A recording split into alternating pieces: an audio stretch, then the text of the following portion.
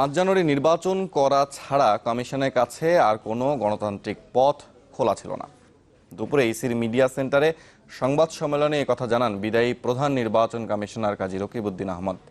বলেন, সেই সময় নির্বাচন না হলে দেশ সাংবিধানিক সংকটে পড়ত, যা অরাজক পরিস্থিতি তৈরি করতে পারত। কাজী রকিবউদ্দিন জানান, দায়িত্ব পালনে কমিশনের কোনো ব্যর্থতা নেই, আর এ সময়ে কোনো ধরনের চাপও অনুভব করেননি তিনি। গেল 5 বছরের নির্বাচন কমিশনের কর্মকাণ্ড তুলে ধরে দাবি করেন, দায়িত্ব পালনে সফল হয়েছেন তারা। নির্বাচন বর্জনকারী দলগুলি সংশ্লিষ্ট সকল মন্ত্রণালয় 2014 সালের 5 জানুয়ারি সংসদ নির্বাচন করা ছাড়া আর কোনো গণতান্ত্রিক পথ আমাদের জন্য খোলা ছিল না।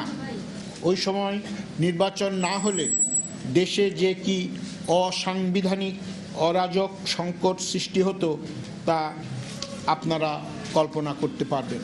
কমিশন অত্যন্ত সাহসিকতার সঙ্গে পরিস্থিতির মোকাবেলা করে নির্বাচন অনুষ্ঠান করতে সক্ষম হয়।